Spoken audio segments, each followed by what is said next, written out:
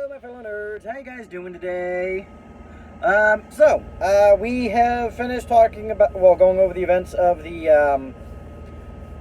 All Souls Trilogy by Deborah Harkness. So now we're gonna kind of go over the things I myself personally didn't like about the trilogy, and honestly, like, it's not going to be a huge list. I mean, it was such a beautifully written series. I think one of the things I didn't like was really the time, because they spent a whole lot of time like going over weeks and months, and it's I typically don't really have a problem with that, but at the same time, it's like it just seems like some of the time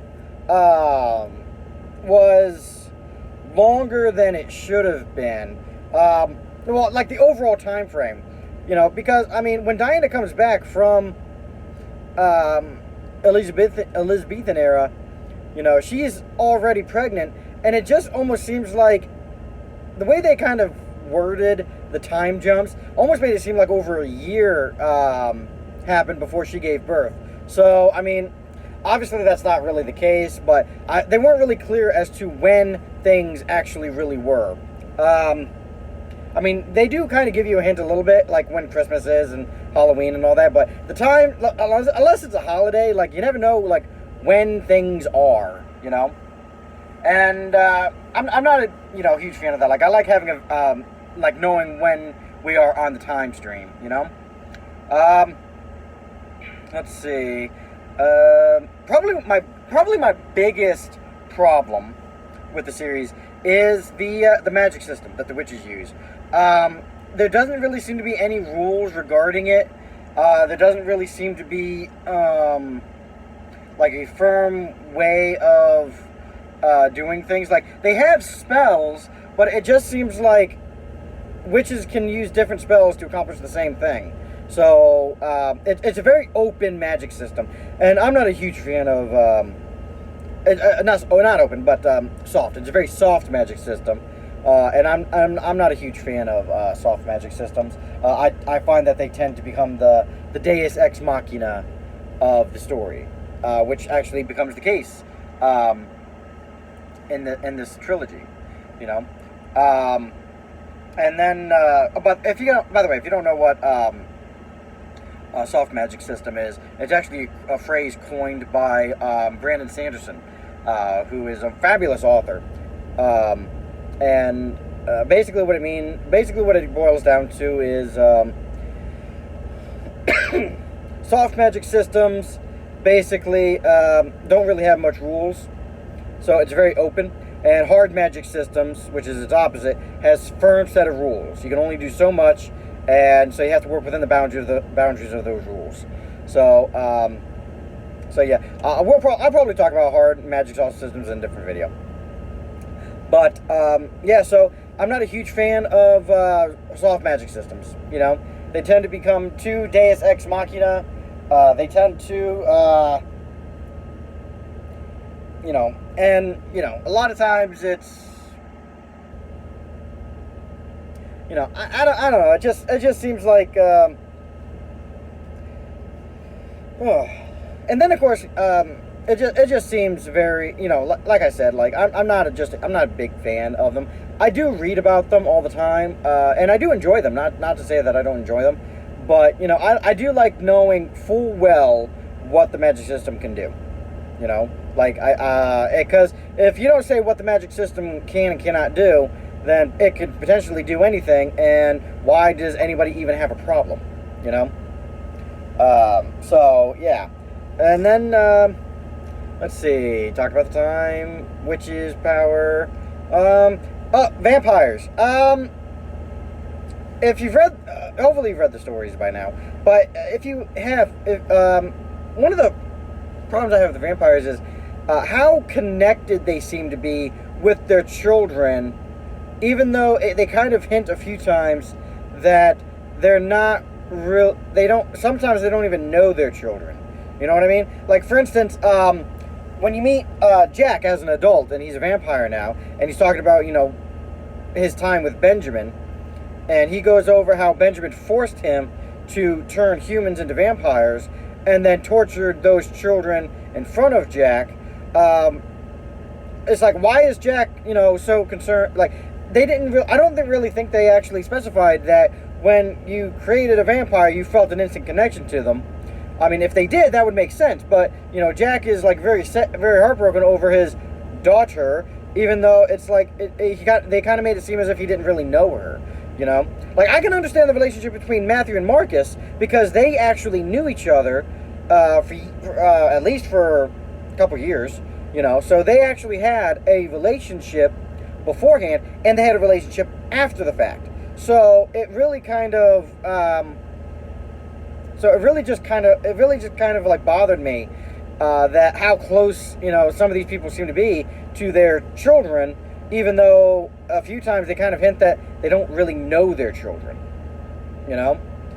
So it's like that really kind of bothered me. It's like, okay, there was no explanation for this, and so that's one thing I didn't like about the vampires.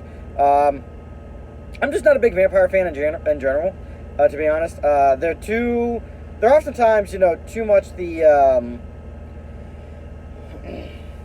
I lean forward too much in these videos, like, I need a better share. But, yeah, so, I'm not a big fan of vampires in general. They're usually, like, too much, there's a trailer pulling up next to me that's orange and the sun is glaring off of it, so that's why my face just turned like I just dumped my face in Cheetos. Let's see. But yeah, they're too, oftentimes in stories, like, they're too much like and now we have a red truck. They're too much like the most powerful in the stories, and oftentimes they're like the most arrogant, and they're always beautiful. Like, very few stories actually have vampires be ugly, and it's like, what is becoming beautiful? Like, I get that, and I think they actually trying to think.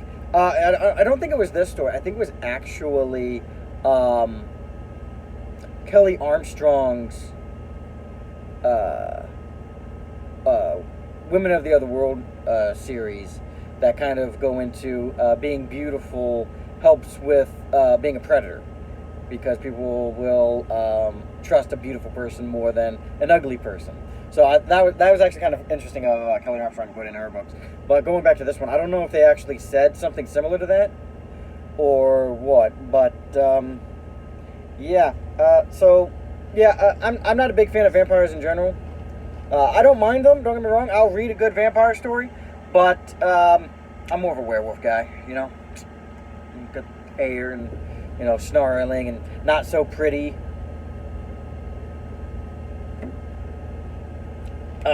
Let's see.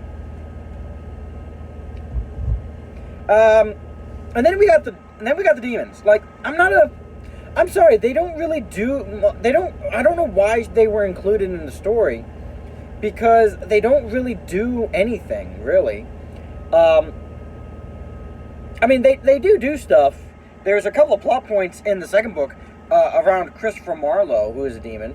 For those of you who don't know, he actually wrote the play, Dr. Faust, I think it was. The Faust play. You guys know what I'm talking about. Makes a deal with the devil kind of thing. And then, of course, you also meet Hamish in the first and third books. And I like Hamish, but it's like, basically, a demon is nothing more than a mad genius. And, and they typically go around in artistic ways, like playwrights, sculptors, painters, composers, things of that nature. But it's kind of like, okay, so how is that supernatural? Like, they actually kind of talk about this in the first book, where you're kind of in like Matt's perspective, and he remembers a time he and Hamish snuck into a hospital Matthew was working at, and they did an MRI of Hamish's brain while Matthew was reading him math equations. And they kind of looked at his brain, and his entire brain was lighting up. So, I mean, that's not necessarily supernatural. That's biology. So it's kind of like it's very weird. Um, so it's like, okay, so how exactly?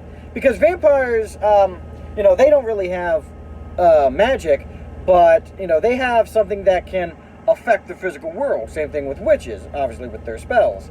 But in terms of demons, like they're mad geniuses. So you have humans that can do basically the same thing.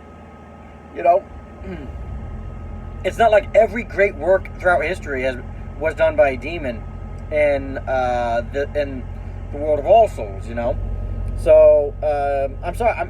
And then of course you could really just take the demons and make them human, and the story's going to be the same. It's basically just they still mostly focus on witches and vampires. So it's just I'm sorry, they didn't really contribute much to the overall story. They just felt thrown in. They felt kind of useless,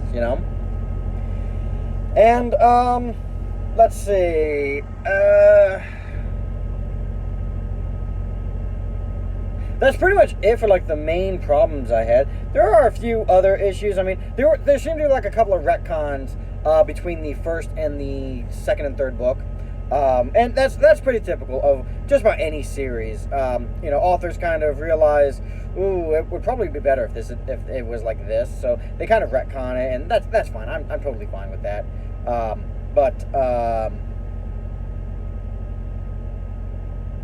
Let's see what else.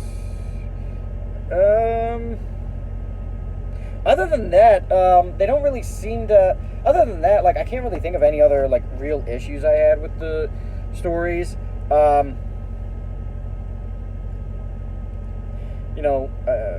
Many of the characters that you meet are wonderful characters. Many of the characters that you deal with are very different in their own way, and that's always a good thing. But these are just some of the problems I had with the overall trilogy. So I'm going to go ahead and maybe end this video here. It's a little shorter than usual. Hopefully that means it uploads onto YouTube faster. So yeah. Anyway, I think that's going to be it. Trying to decide what to do for the next video. Currently listening to the Circle of Magic Quartet by Timur Pierce. So I might just... So I might talk about that series next. You never know. So anyway, you guys go ahead and have a good one. You guys know what to do. Like, share, subscribe, all that happy fun stuff. You guys know what to do. So I will see you all later.